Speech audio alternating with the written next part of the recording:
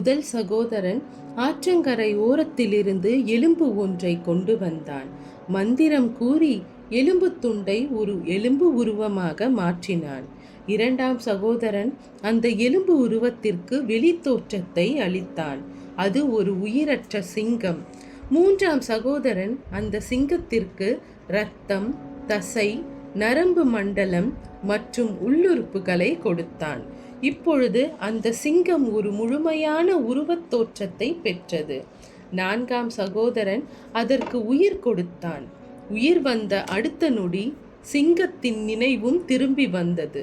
மிகுந்த பசி, தாகம் என அது மிகவும் உக்கிரமாக இருந்தது.